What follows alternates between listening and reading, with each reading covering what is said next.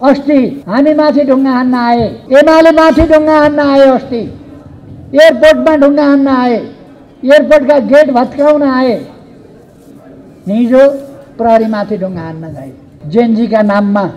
Gen Z होइनन्, नकली जेनजीहरू होला, कोही कोही 28 वर्ष मुनिको 27 वर्षको तनखाखोर, अरूका लागि काम गर्ने 27 वर्षको हुँदैमा जेनजीका नाउँमा देशमा उपद्रव मचाउन पाइँदैन। प्रधानमन्त्री मात्रै जेनजी जेनजी भन्नुहुन्छ उहाँ, तर उहाँ नयाँ मान्छे होइन, मभन्दा 3.5 महिना मात्रै कान्छी हो। माया गर्न सिकौँ। म सुशीलाजीलाई भन्न चाहन्छु, देशलाई माया गर्न सिकौँ। नेकपा एमालेसँग असहमति राख्ने अथवा खुदै यो सङ्गठनसँग असहमत राख्नेहरूको पनि जीवधनको रक्षा गर्ने, अधिकारको रक्षा गर्ने कामका लागि यो गठन भएको हो। त्यसकारण यसको अस्तित्वसँग र यसको विकाससँग, यसको मजबुतीसँग कोही पनि आत्तिनु पर्दैन, कोही पनि तर्सिनु पर्दैन। यो देशमा शान्ति सुव्यवस्था कायम गर्नका लागि स्थापना भएको हो। राज्यले मात्रै शान्ति सुव्यवस्था कायम गर्न सक्ने अवस्था रहेन। हामीले देख्यौँ, हामीले भोग्यौँ। राज्य संयन्त्रले मात्रै जनताको जीवको, धनको, राज्यको, सम्पत्तिको, संरचनाको रक्षा गर्ने अवस्था रहेन। औद्योगिक प्रतिष्ठानहरूको रक्षा हुने अवस्था रहेन। व्यापारिक प्रतिष्ठानहरूको, मिडिया हाउसहरूको, मिडियाको, खुदै मिडिया पर्सन्सको पनि जीवधनको रक्षा हुने कुरा भएन। त्रासदीपूर्ण वातावरण देशमा भयो।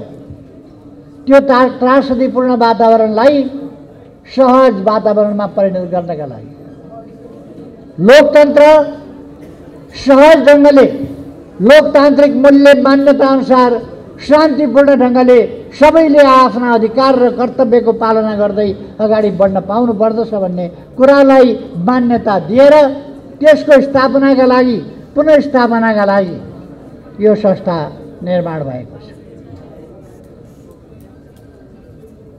अघि नै कुरा आइसकेको छ कि अब कसैले पनि हिजोको जस्तो राज्यका संरचनाहरू जलाउँदै हिँड्न निर्वाध ढङ्गले पाउने छैन। राज्यको संरचनाको रक्षा पनि हामी गर्नेछौँ।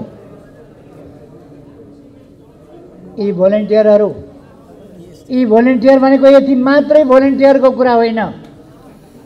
यो देशका जनता आफै भोलिन्टियर भएर आफ्नो रक्षा गर्नुपर्ने अवस्थामा हामी पुग्यौँ।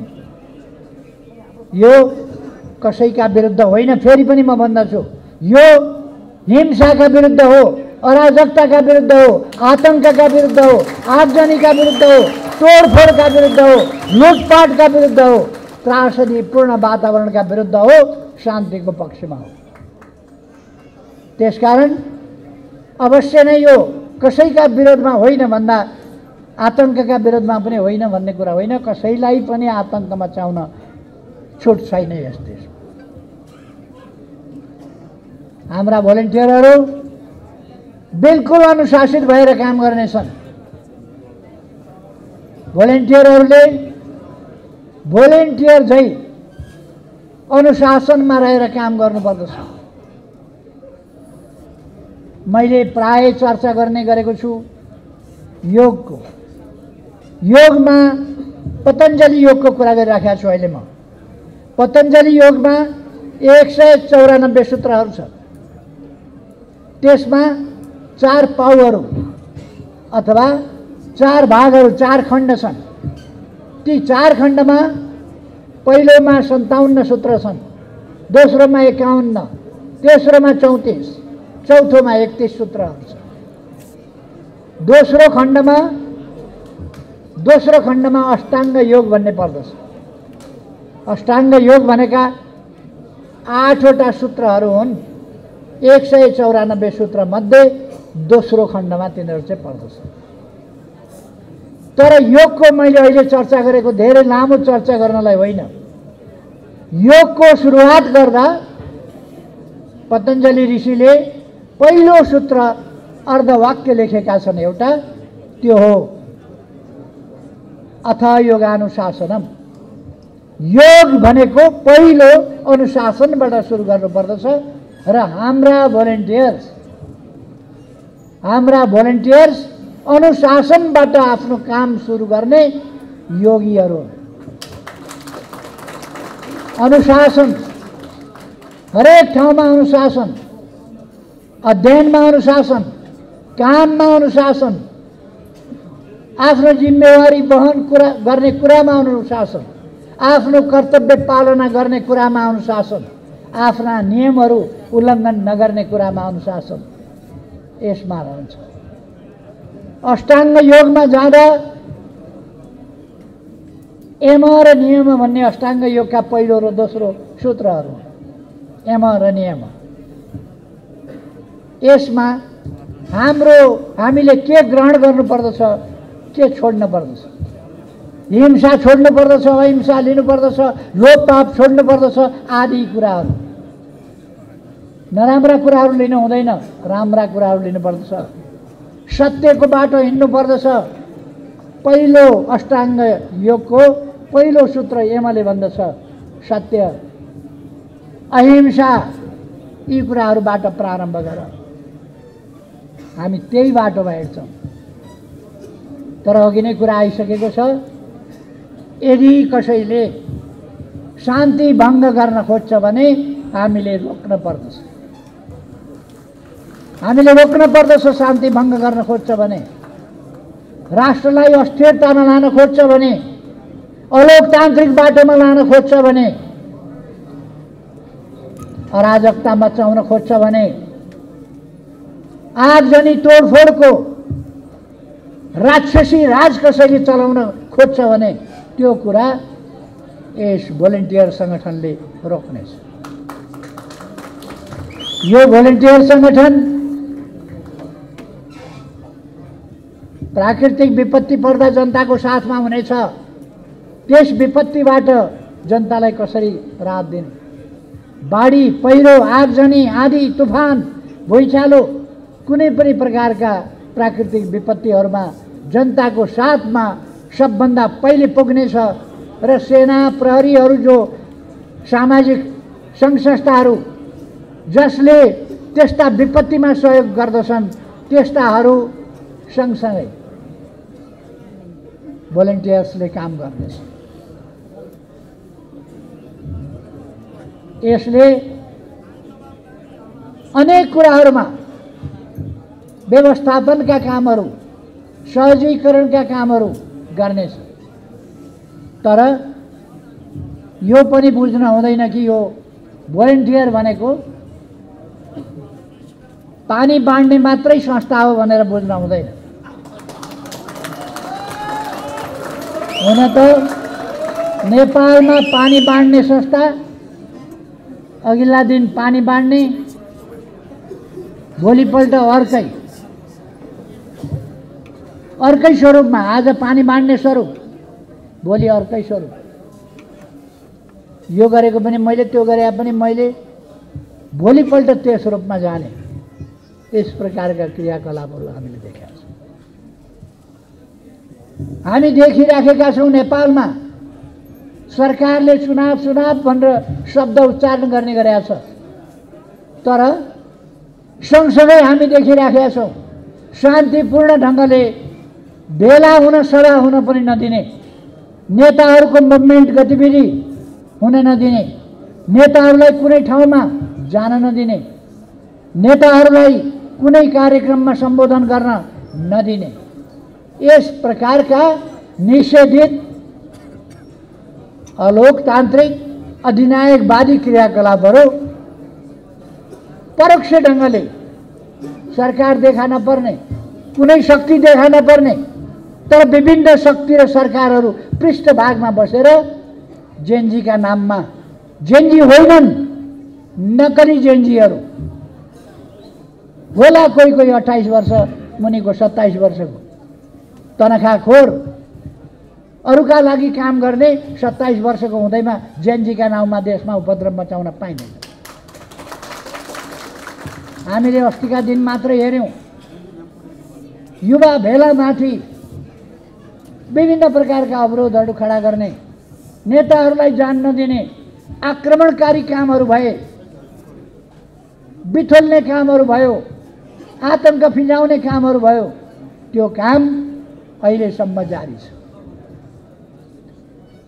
अस्ति हामी माथि ढुङ्गा हान्न आए, एमाले माथि ढुङ्गा हान्न आए, अस्ति एयरपोर्टमा ढुङ्गा हान्न आए, एयरपोर्टका गेट भत्काउन आए, हिजो प्रहरीमाथि ढुङ्गा हान्न गए। त्यो त हामी देखिरहेका छौँ। अर्थात् लोकतान्त्रिक आचरण छैन, लोकतान्त्रिक अभ्यास छैन। यस प्रकारको क्रियाकलाप भइरहेको छ। यस्ता क्रियाकलापहरूलाई म भन्न चाहन्छु सरकारले अविलम्ब रोक्नु पर्दछ। अर्को एउटा प्रश्न, चुनाव गराउने भन्छ सरकार, यस्ता काम गर्छ, कसरी हुन्छ चुनाव भन्ने प्रश्न मान्छेहरूले गरिरहेका छन्। चुनाव नहुँदाखेरि पनि त रोक्न पाइँदैन, चुनाव नहुँदा पनि गतिविधि रोक्न पाइँदैन, चुनाव नहुँदा पनि आवागमन रोक्न पाइँदैन, सभा सम्मेलन बिथोल्न पाइँदैन। त्यो कुरा होइन र? चुनाव भए पनि नभए पनि कहिल्यै पनि जहिल्यै पनि रोक्न पाइँदैन। त्यो अनुशासनमा बस्न पर्दछ। तर यस देशलाई अझ ठुलो विपत्ति हुन्छ अरे प्रधानमन्त्रीले अस्ति बोलेको हामीले सुन्यौँ। यदि यो सरकार संविधान सम्मत बनेको छैन भन्ने हो भने त झन् अर्को ठुलो विद्रोह हुन्छ अरे। कसले विद्रोह गर्छ?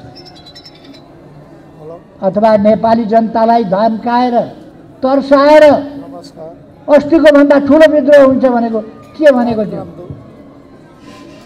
फेरि आगो लाउने, फेरि तोडफोड गर्ने, फेरि लुटमार मचाउने, अथवा के भनेको? अस्तिको भन्दा ठुलो विद्रोह हुन्छ भनेर प्रधानमन्त्रीले भनेको अनुमान हो कि योजना हो?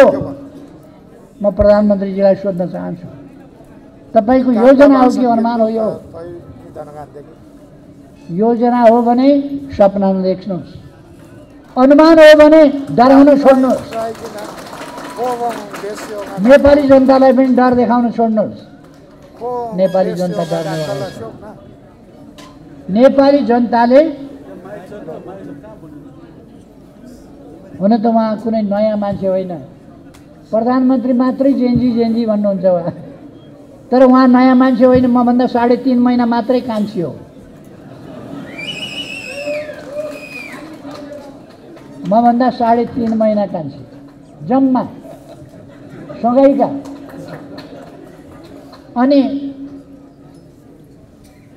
त्यतिका मान्छेले यति कच्चा कुरा गर्न मिल्छ? यो सरकार संविधानबाट बनेको होइन। कहिले भन्नुहुन्छ क्रान्तिबाट आएका हौँ हामी, कहिले भन्नुहुन्छ संविधानसम्म छैन भन्न पाइँदैन। के भने संविधानसम्म छैन यो सरकार, संविधानबाट तपाईँ प्रधानमन्त्री बन्नुभएको होइन। म सुशीलाजीलाई भन्न चाहन्छु, उहाँ संविधानबाट प्रधानमन्त्री बन्नुभएको होइन, असंवैधानिक बाटोबाटै बन्नुभएको। अनि प्रतिनिधि सभाको पुनर्स्थापना विघटित असंवैधानिक ढङ्गले, अनधिकृत सिफारिसमा गलत ढङ्गले विघटन गरिएको प्रतिनिधि सभा पुनर्स्थापना हुनुपर्छ। त्यसो गर्दा जेएनजीका बनिएका माग पनि पुरा गर्न सकिन्छ। त्यसो गर्दा देशलाई लोकतान्त्रिक बाटोमा ल्याउन सकिन्छ, संवैधानिक बाटोमा ल्याउन सकिन्छ। हामीले त्यो भनेका हौँ। त्यसो भन्न पाइँदैन अरे। लोकतन्त्र फर्काउनुपर्छ भन्न नपाइने? तपाईँ त राणा शासनभन्दा पनि कडा निस्किनु भयो त। मोहन शमशेरले पनि प्रजातन्त्र ल्याउने कुरामा सम्झौता गरेका थियो। सुशीलाजी त सम्झौताको पनि कुरा गर्नुहुन्न, पाइँदैन भन्नुहुन्छ। लोकतन्त्र फर्काइन्छ, सुशीलाजीले बुझ्नुपर्छ। लोकतन्त्र फर्काइन्छ, नेपाली जनताले फर्काउँछ, संविधान मास्न दिँदैन। अर्को कुरा, म सम्माननीय राष्ट्रपतिजीलाई पनि भन्न चाहन्छु, प्रधानमन्त्रीलाई पनि भन्न चाहन्छु, तपाईँ यति बेला भएका कानुनबाट निर्वाचन खुरुखुरु गराउने हो भने गराउनुहोस् न त। शान्तिपूर्ण वातावरण बनाउनुहोस्, हतियार फिर्ता ल्याउनुहोस्, अपराधीहरूलाई नियन्त्रण गर्नुहोस्, निर्वाचन योग्य वातावरण बनाउनुहोस्। म यसको व्याख्या गरिरहन चाहन्न, गराउनुहोस् न। त्यो तपाईँले सक्नुहुन्न, तपाईँको मनसाय पनि देखिँदैन। अनि तपाईँले गरेका वार्ता कस्ता छन्? 125वटा पार्टी बोलाएर वार्ता गरेको अरे। 125वटा पार्टीको कहिले एक वार्ता? 125वटा। यो एमाले कांग्रेस जस्ता पार्टीहरूलाई अपमान गरेको 125वटा पार्टीसँग वार्ता गरेको, नाटक गरेको, तमासा गरेको। यो तमासा हो। तर हामी त्यो तमासा पनि हेर्न गइरहेका छौँ, आफ्ना कुरा पनि भनिरहेका छौँ। त्यसो भएर यस्तो तमासा होइन। देशलाई माया गर्न सिकौँ। म सुशीलाजीलाई भन्न चाहन्छु, देशलाई माया गर्न सिकौँ। देशलाई अरू अनिश्चय, अरू अशान्ति, अरू अस्थिरता, अरू अराजकता र बर्बादीतिर देशलाई जान नदिउँ। त्यसर्थ प्रतिनिधि सभाको अविलम्ब पुनर्स्थापना गरौँ, त्यहाँबाट समाधान खोजौँ। समस्या छन्, समाधान खोज्न सकिन्छ, ठिक बाटोबाट समाधान खोज्नु। समाधान खोजौँ भन्न पनि नपाइने, बडा शासन निकाल्नु हो तपाईँले। समाधान, सही समाधान खोजौँ भन्न पनि नपाइने। तसर्थ म भन्न चाहन्छु, समस्या छन्, गम्भीर समस्या छन्, देश समस्यामा फस्यो। शान्तिको ठाउँमा अराजकताले राज गरेको छ। आज अराजकताको अन्त्य गरौँ, शान्ति स्थापना गरौँ, लोकतन्त्र पुनर्बहाली गरौँ, संविधानलाई क्रियाशील बनाऊ र अगाडि बढौँ। त्यसका लागि सङ्गठित ढङ्गले लोकतन्त्रको पक्षमा, देशको पक्षमा, जनताको पक्षमा, संविधानको पक्षमा यो भोलिन्टियर फोर्स बनेको छ। यसको नाम फोर्स राख्दा कतिपयलाई अलिक क्या हो फोर्स भनेर, कसैले आर्मी नै भनेर चलाइराखेको छ। हामीले त्यस्तो गरेका छैन। आर्मी नै भनेर उपद्रव मचाइराखेको छ, त्यो पनि हामीले केही भनिराखेका छैन। तोडफोड आगजनी आर्मी भनेर गरिराखेको छ। कुनै कुनै सङ्गठन हो भन्नेले आइटी अरे आर्मी अरे सुहाउने कुरा हुन्छ। मिल्छ यो? आइटी कम्प्युटर आर्मी, कम्प्युटर के हो त्यो? IT army. यसो भनेर तोडफोड गर्ने, अराजकता मचाउने काम कसैले गरिराखेको छ। हामी त्यसो गर्ने होइन। यो फोर्स किन भनिएको भने अनुशासनका लागि। फोर्स भन्दा एउटा अनुशासित संस्था बुझिन्छ, अनुशासित संस्था। त्यसका लागि अनुशासित ढङ्गले यो अगाडि बढ्छ। यसर्थ अब हाम्रा युवा साथीहरू, अझ धेरै लाखौँ युवाहरू यसमा सङ्गठित हुँदै जानुहुनेछ। लाखौँ युवाहरू सङ्गठित हुँदै जानुहुनेछ। यो सङ्गठनको तुलनामा अरू कसैको कुनै सङ्गठनले प्रतिस्पर्धा गर्न सक्दैन। यो त्यस्तो सङ्गठन हुनेछ देशमा। यो अभियानलाई अगाडि बढाउनुहोस्। हाम्रो पार्टी सही गन्तव्य बोकेर, देश बनाउने गन्तव्य बोकेर हाम्रो पार्टी अगाडि बढिरहेको छ र बढ्नेछ। देश बनाउने पार्टी हो यो। परिपूर्ण लोकतन्त्रको बाटोबाट समृद्ध नेपाल, सुखी नेपाली को राष्ट्रिय आकांक्षालाई आफ्नो गन्तव्य मानेर साकार पारी छोड्ने सङ्कल्प गरेर अगाडि बढेको पार्टी यसले त्यस गन्तव्यलाई छोड्ने छैन। र म अरू विभिन्न राजनीतिक दलहरू, अरू सङ्घ संस्थाहरू, नागरिक समाज, मिडियाका साथीहरू सबैलाई आग्रह गर्न चाहन्छु। सबै भूगोलमा बसोबास गर्ने सबै पेसा व्यवसायका तमाम दाजुभाइ दिदीबहिनीहरूलाई आग्रह गर्न चाहन्छु। देश अप्ठ्यारोमा छ। सानातिना कुराहरूमा अल्झिएर, सानातिना कुरामा रिसराग, ईर्ष्या, आवेग जस्ता कुराहरू राखेर लोकतन्त्र बर्बाद भइरहेको, देश बर्बाद भइरहेको हेरिरहन राजनीतिक दलहरूलाई, सङ्घ संस्थाहरूलाई, नागरिक समाजलाई, सञ्चार माध्यमहरूलाई कसैलाई पनि सुहाउँदैन। देशलाई लोकतन्त्रमा फर्काउनु पर्यो, शान्ति सुव्यवस्था स्थापना गर्नु पर्यो, पुनर्स्थापना गर्नु पर्यो, सुशासन र विकासको बाटोमा देशलाई अगाडि बढाउनु पर्यो। त्यसका निम्ति पहिलो कुरा त लोकतन्त्र स्थापना पुनर्स्थापना गर्नु पर्यो। त्यसका निम्ति अहिले तत्काल विघटित, असंवैधानिक ढङ्गले विघटित, गैर कानुनी ढङ्गले विघटित, मैले अघि नै भने अनधिकृत सिफारिसको आधारमा असंवैधानिक ढङ्गले विघटित प्रतिनिधि सभाको तत्काल पुनर्स्थापना गर्नु पर्यो। यसमा लाग्न म सबैलाई आग्रह गर्न चाहन्छु।